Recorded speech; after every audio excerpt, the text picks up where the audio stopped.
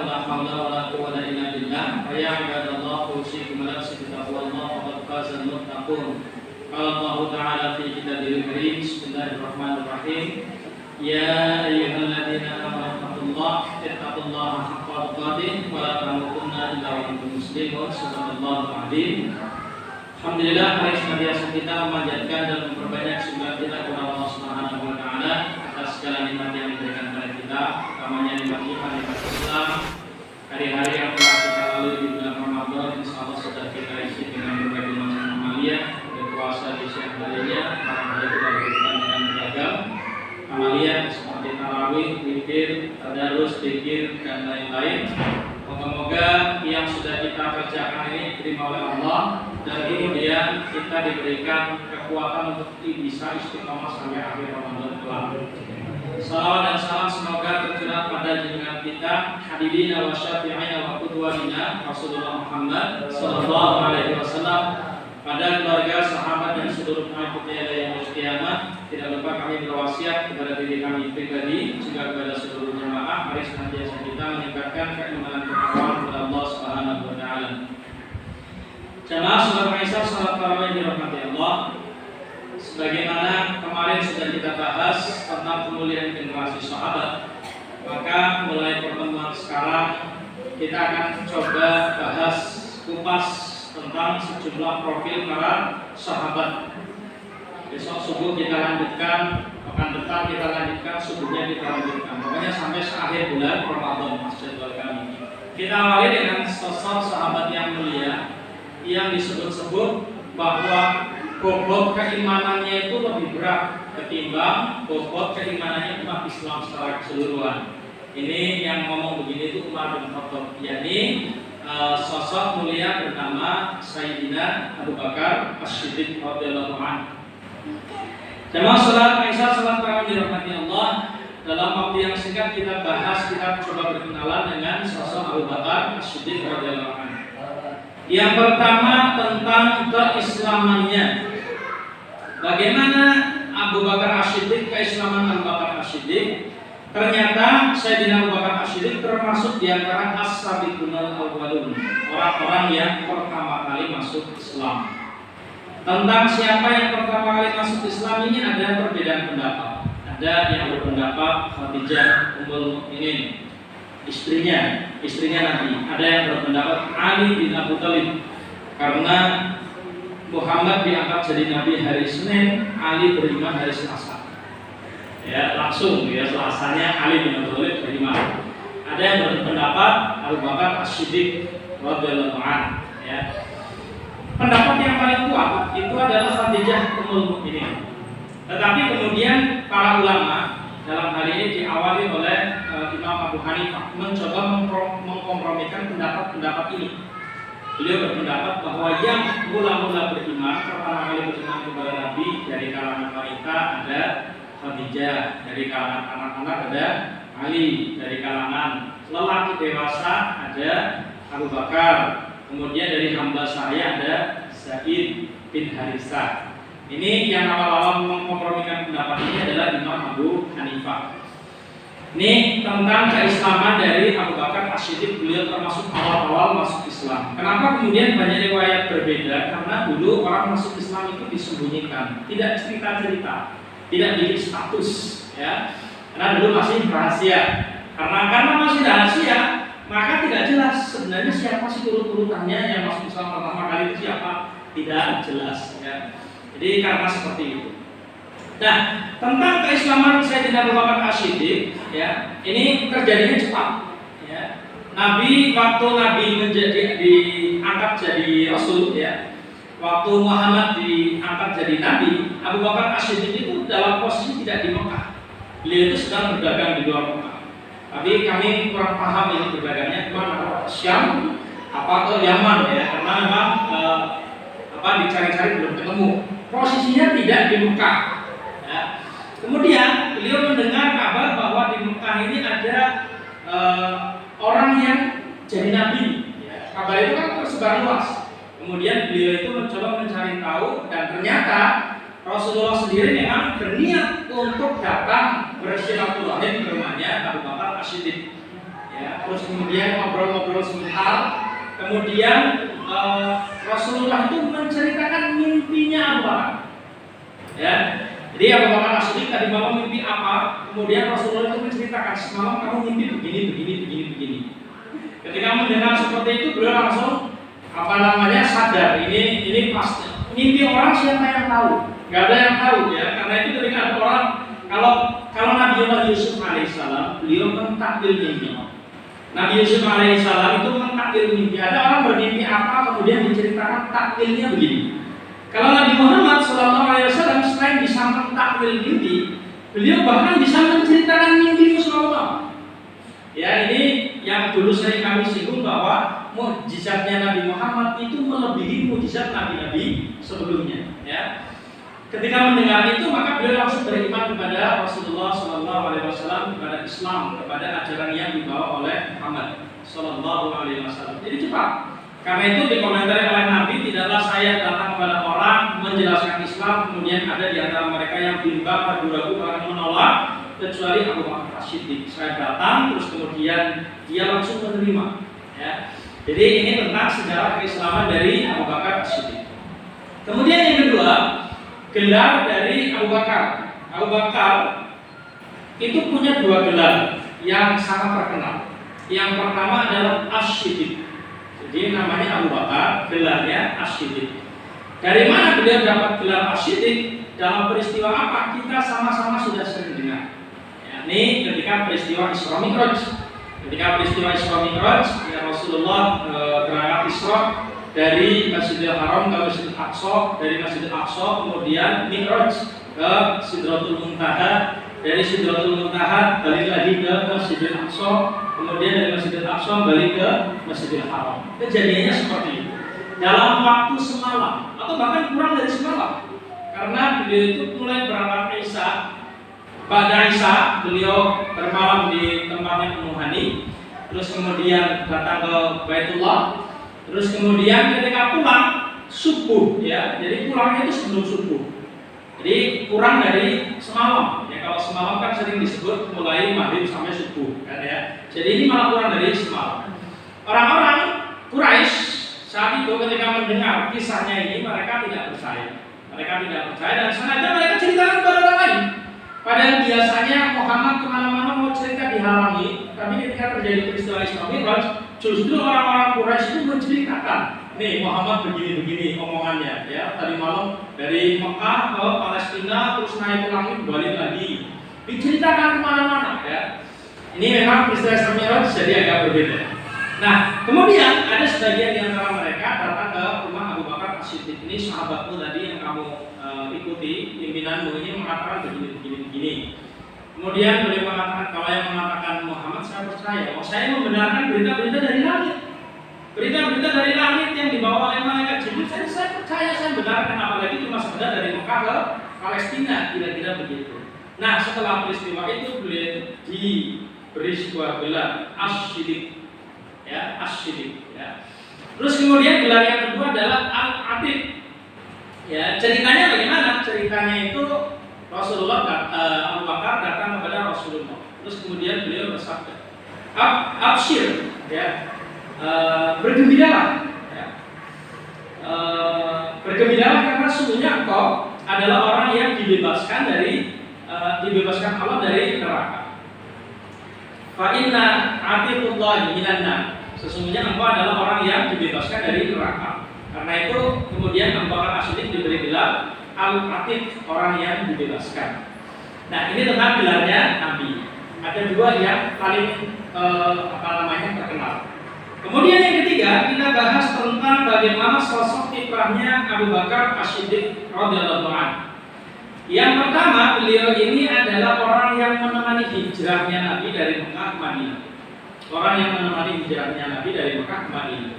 Nabi Muhammad SAW selama hidupnya itu melakukan banyak perjalanan. Ada perjalanan dagang, ada perjalanan perang, ada perjalanan silaturahim, ada perjalanan dakwah, macam-macam.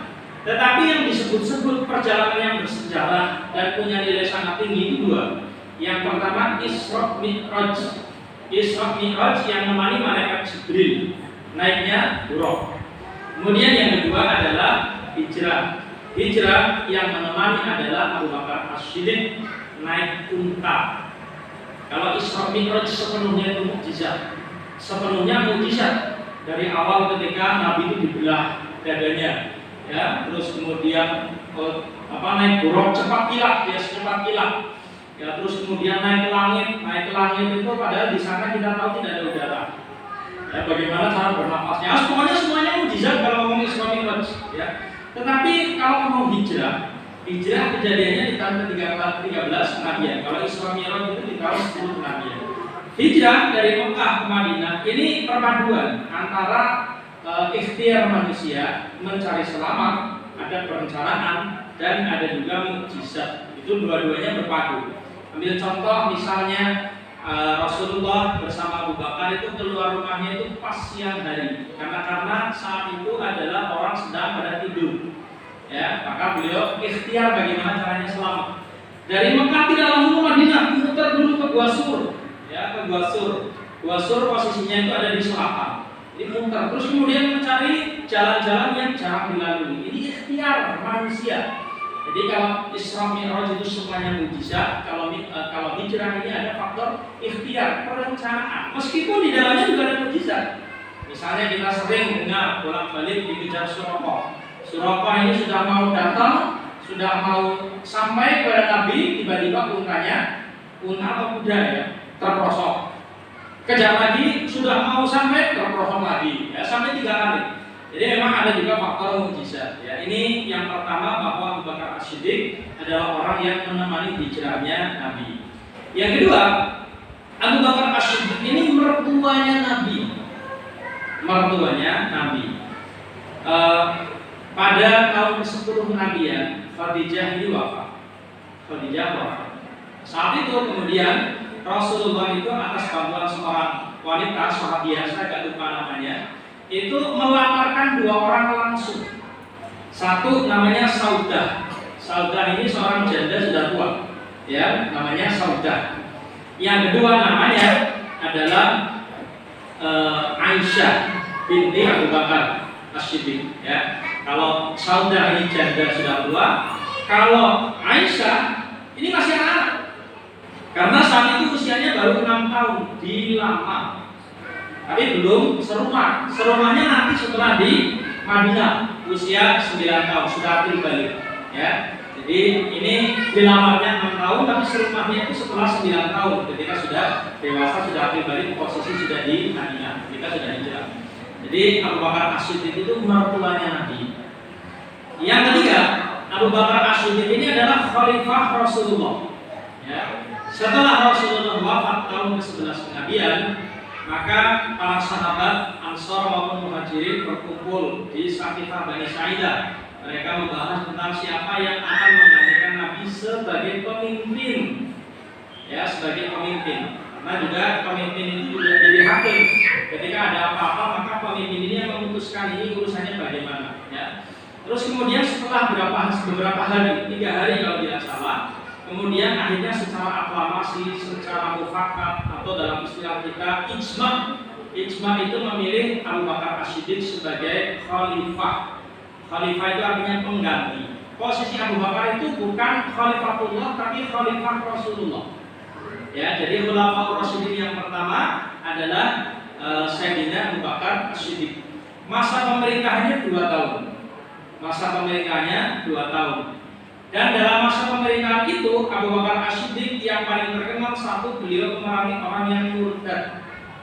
Orang murtad banyak pada masa itu dan memberontak.